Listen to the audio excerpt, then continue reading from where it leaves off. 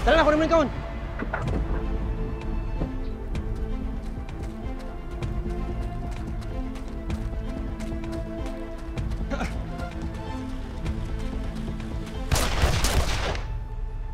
Putok ng baril yun, ha? Hindi kaya... Paano kayong tatakbuhan? What are we gonna do? Hanapin po kaya natin sila. Baka kailangan nila ng tulong eh. Tara po! Teka, Neng. Huwag tayong padalos-dalos. Hindi nga natin alam kung anong panganib ang meron doon. Tama si Paul. Kailangan magtiwala tayo sa kanila.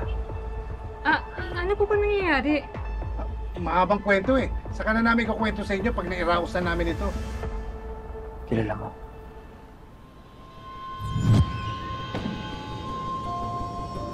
Ano nangyayari dyan? Siya nga yun. Yung sumugod sa club ni Hani kasama ni Matos. Yan! Yan yung mga lalaking lumabas sa akin. Siya din yung isa sa naghahanap kay Hani. Tagol yung tracker. Nagbubulungan nyo dyan. Taas ang kamay. Nasabi kamay eh. Ayan. Oh, diretso na natin to. Hindi. Ano? Ano? Ikaw! Oh my God. Ano kaya nangyayari? Ano pa yung gagawin natin? Yani, dasal yung mga pulis. Alam ba nila ang nangyayari? Tawagan mo si Inspector Flores. Kakusapin ko. Taba! Taba dyan! Taba! Sisilip ha! Taba! Taba! Taba! Taba! Taba! Huwag mag-alala. Hindi na kayo paglalamayan. Dito pa lang ililipin ko na kayo.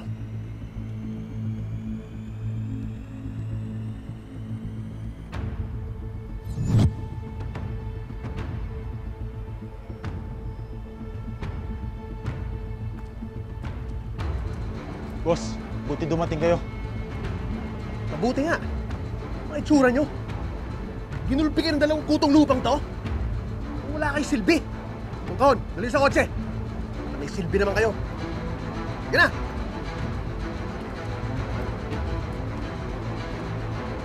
Hoy, sisilip ka pa? Sisilip ka pa?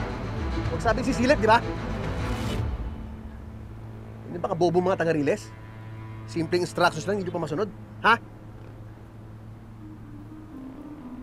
Sino sa inyo si Kidlat? Sagot! Sino? Ha? Bakit ako sasagot? Hindi naman ako. Wala siya dito. Anong kailangan niyo sa kanya? Sinabi ba namin pwede kayong magtanong? Sayang, wala siya. Sana unahin ko eh. Pero sige. Pipili na lang ako ng isa sa inyo.